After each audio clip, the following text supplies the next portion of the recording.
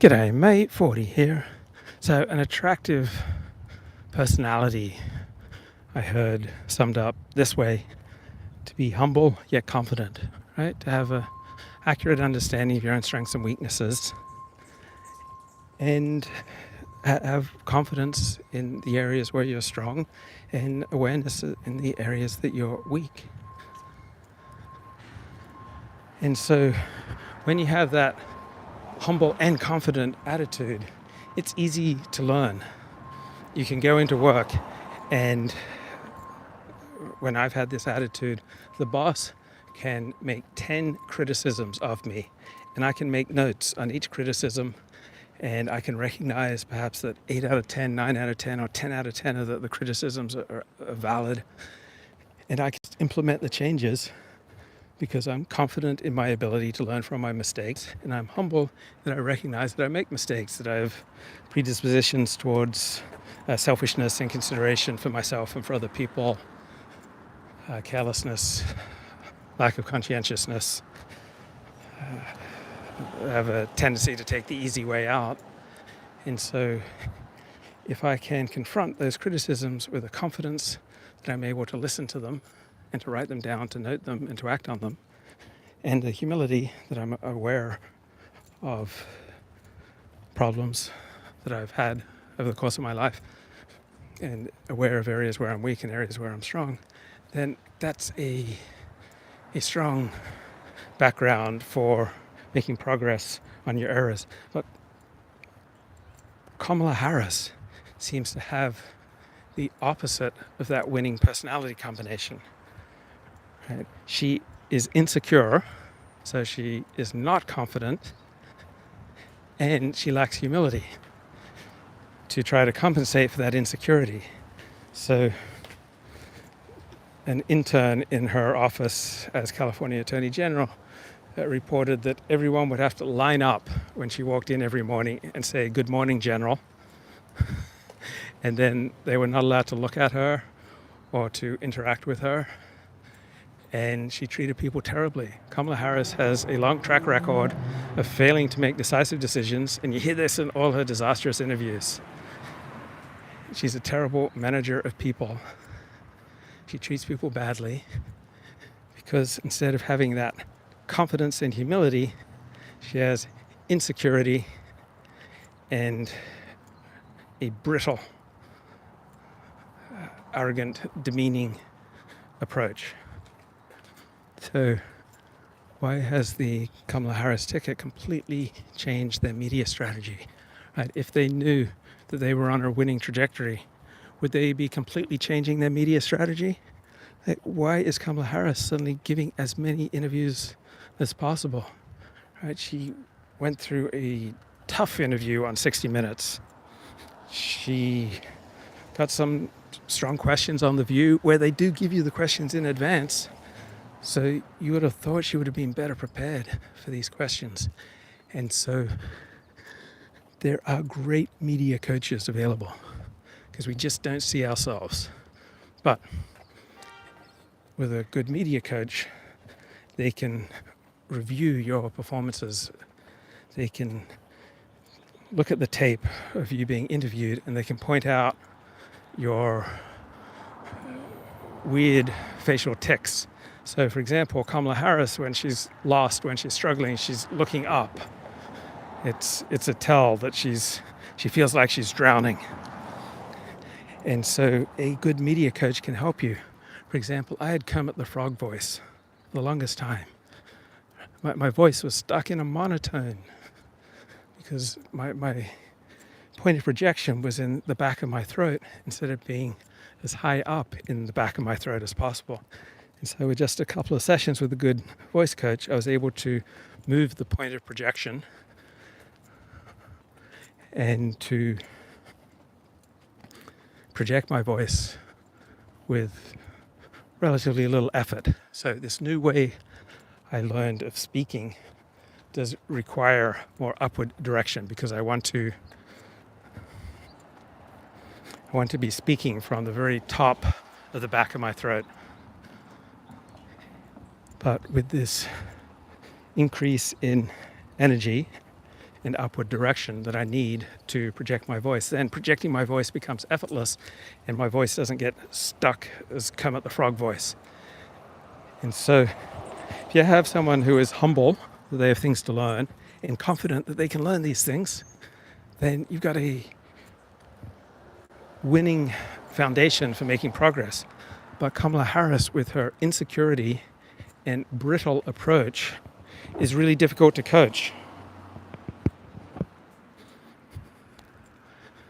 Right, someone who's insecure and brittle is going to be much less likely to take direction and to be able to learn from her mistakes. So it's interesting to watch this complete turnaround of the Kamala Harris media strategy. They kept the media at bay for as long as possible. They only had her answer questions on the rarest of occasions. And now she's taking every possibly friendly, large audience interview that she can, and she's not doing well. Though apparently she did well, relatively well, out of everything she's done. Apparently she was most comfortable on the Howard Stern show. So there is an attractive winning personality underneath all her brittleness, arrogance, insecurity. But when you have this crippling insecurity, it's hard to come across in a winning, effective manner. But it was interesting that of everyone that she's talked to, she's seemed most at ease with talking to Howard Stern. Now, Howard Stern takes it very easy on Democrats, but still, why would Howard Stern be a more comfortable place for her than The View?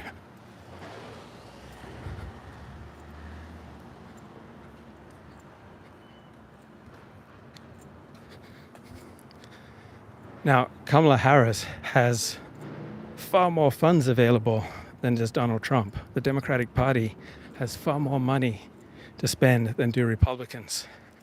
And so when it appears that Trump is cruising towards presidential victory, it reaffirms my dicta. People did not evolve to be gullible. Right? The Democrats are buying far more ads. Right? They are spending far more than the Republicans. They have vast funds to spend pushing and promoting their message, and yet it's not working. They haven't found one single line of attack. So they're attacking Donald Trump on 15 different issues, and it doesn't seem to be breaking through. So the party with the most money doesn't win necessarily.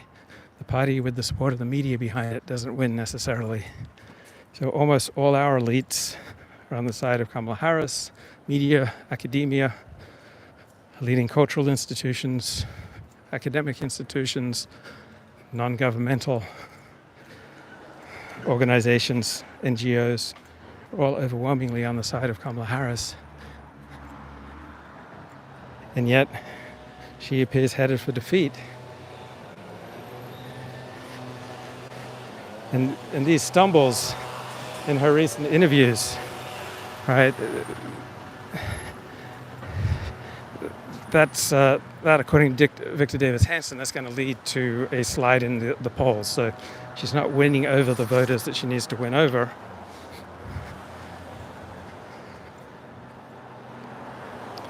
And she's even losing some voters who would give her a 50% chance. Donald Trump is not a particularly popular candidate, but Kamala Harris may be an even worse candidate. And so Kamala Harris is justifying almost all the fears that the Biden administration had about her.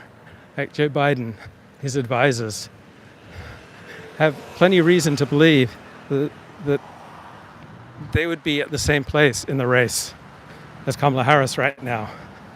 And so the Biden team and the Kamala Harris team, apparently they came to blows recently. I mean, literal shoving match between aides. And Joe Biden has never been a popular politician. Never, ever, right? He has been in public life. He's been in the United States Senate, President of the United States, Vice President for about 50 years, and he's never been popular. And so he wants to get out on the trail and campaign for Kamala. That's not doing her any favors. Joe Biden held a news conference the other day, and he didn't say anything that did Kamala any favors. So yes, I believe that Joe Biden wants Kamala Harris to win, but he wants to see Kamala Harris win if that's seen as a justification and a vindication and an approbation of himself, right? He is invested in his own ego, his own reputation.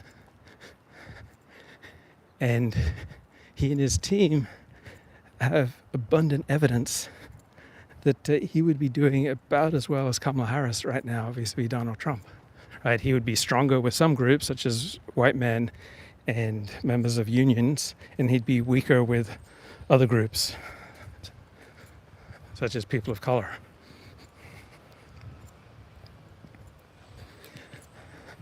But the Biden-Harris team is not exactly working together in some beautiful symphony to get her elected.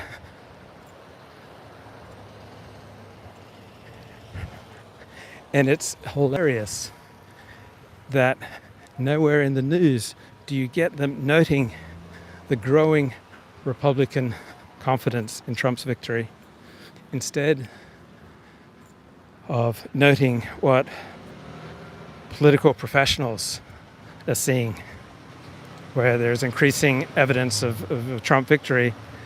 You're getting a lot of media attention on low-quality polls. Right? Polls are treated, by and large, in the news media as though they are all of equal value, and they're not. There are high-quality polls and low-quality polls. There are high-quality academic studies and low-quality academic studies. But because the news relies upon pieces of paper issued by bureaucracies and polling organizations and bureaucracies, right, it requires work to dissect, interpret, analyze, and place in proper perspective which polls are high quality and which polls are low quality.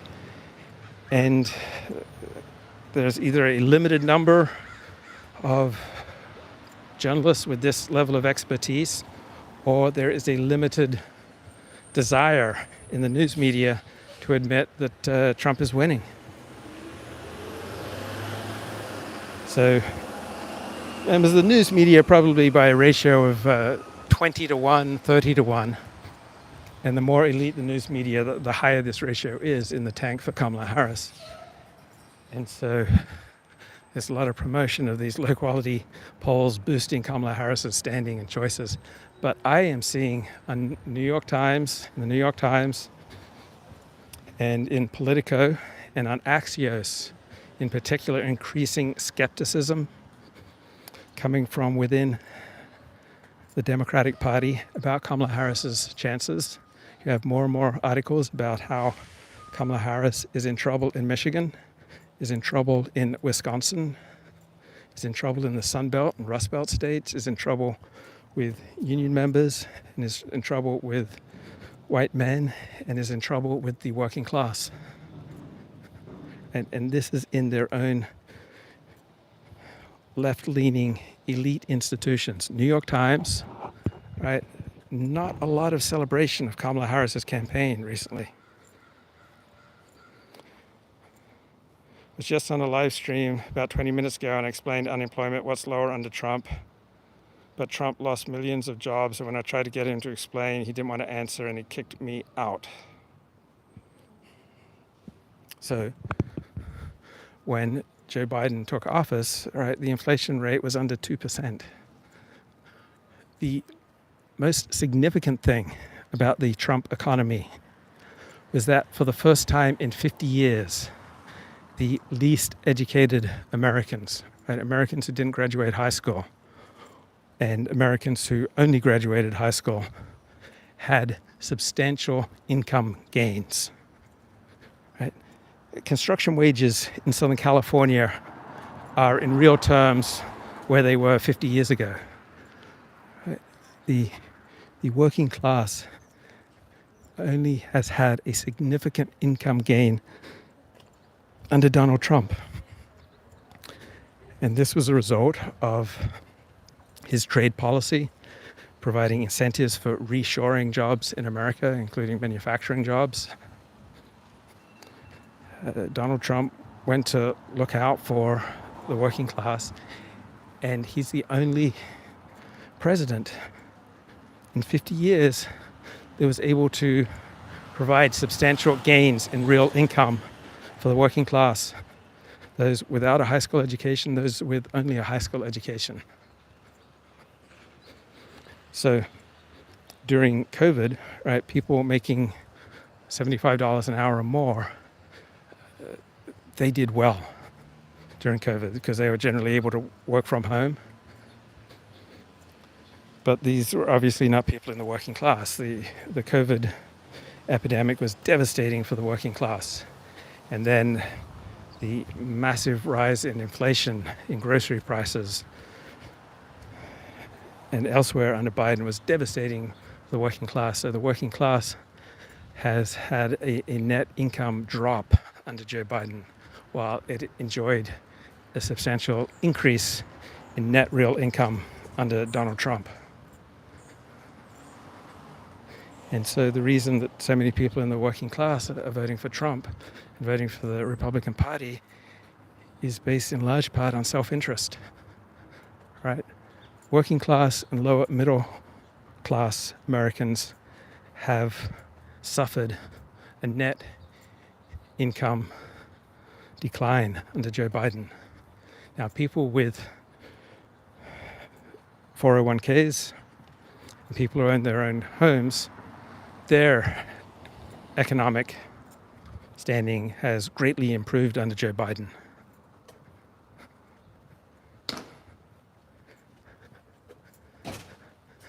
But for people who don't have the privilege of owning their own home and a substantial 401k, right, their economic standing is declined significantly. Life is harder for them, right? They have fewer options in life under Joe Biden.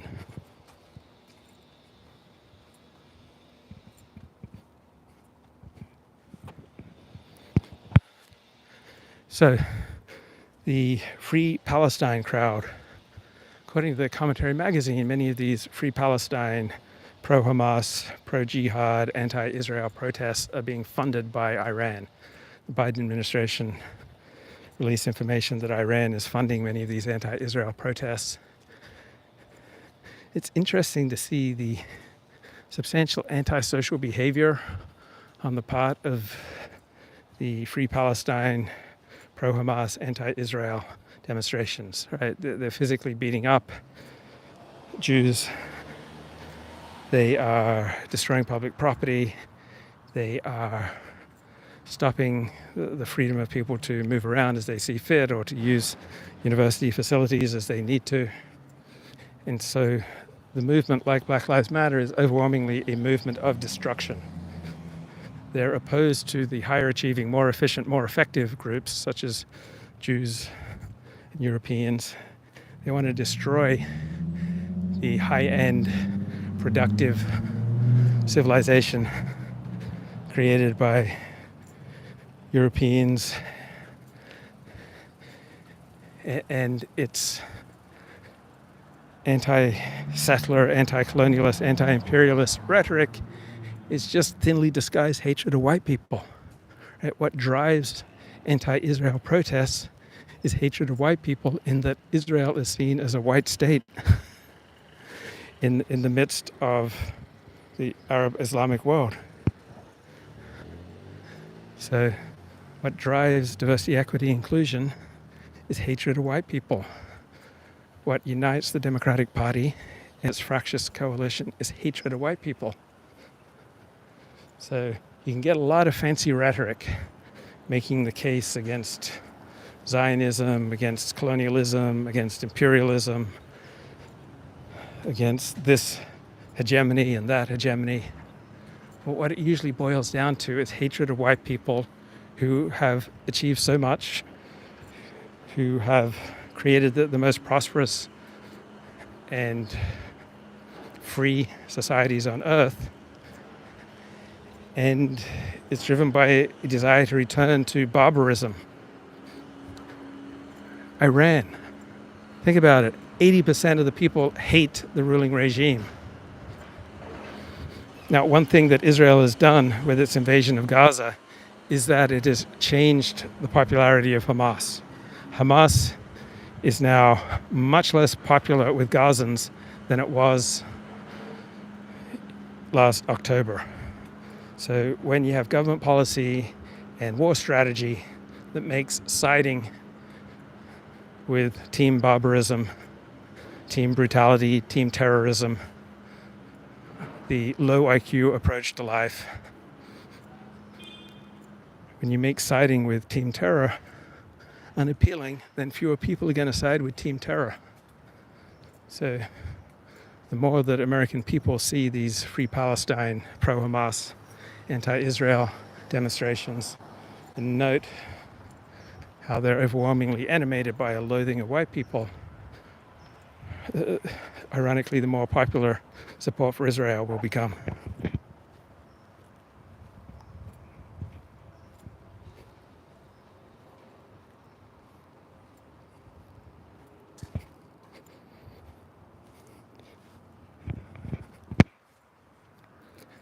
So it's interesting to see many pundits and economic experts proclaiming how great the economy is under Joe Biden, because the economy is great for their peers, for their social class, for people who own homes and substantial 401ks. And it's amusing to see them try to lecture those Americans who are working class, who are struggling, and who have seen their circumstances decline under Joe Biden, that they're wrong. You just don't understand what's really going on. Overwhelmingly, Joe Biden is good for you. Even though, for some Americans, Joe Biden has been terrible for their economic prospects, right? Overall, for the working class and the lower middle class, Joe Biden has been terrible. For the upper middle class and the upper class, right, who've got substantial holdings in real estate and stocks, Biden's been great. And we did not evolve to be gullible. So it doesn't matter how many economists and economic experts and TV pundits and how many people in the ruling class lecture those in the working class who are struggling under Joe Biden that they're wrong, the economy is doing great. Right? We did not evolve to be gullible. People aren't going to buy in to that nonsense if that does not reflect the reality of life as they experience it.